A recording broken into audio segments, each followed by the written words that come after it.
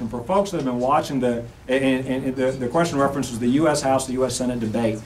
Right now, the Corps is working on giving New Orleans and Southeast Louisiana 100-year flood protection. And as part of that effort, the Corps has estimated they'll need another $5.8 billion on top of what they had originally estimated in terms of federal funding to do the work that's already underway. It's not new work. This is the work they promised to be done by 2011.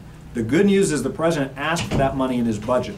The challenge is this. We know, given that this is a presidential election year, we don't expect many appropriations bills to be passed this year. Actually, the best vehicle is the current supplemental bill that's in front of the House and the Senate.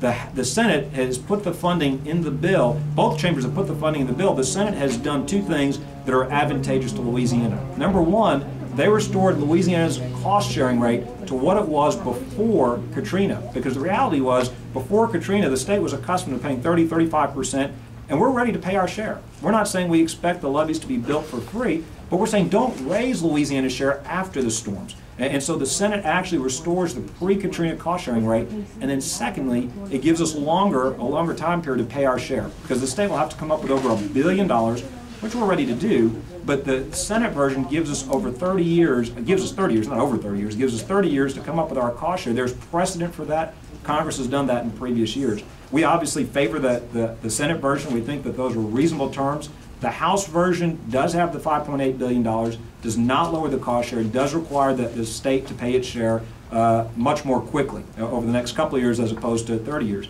Bottom line is this.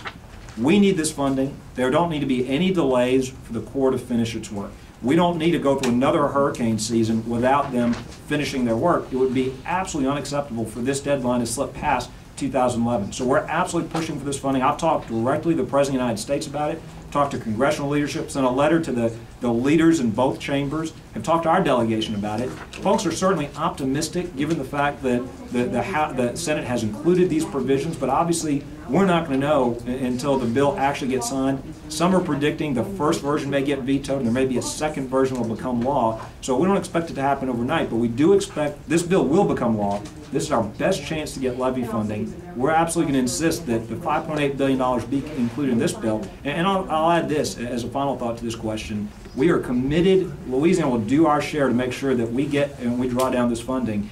We absolutely, this has to be our state's priority in terms of protecting our people. So we will pay our fair share. We certainly prefer the Senate version over the House version. Governor Jindal.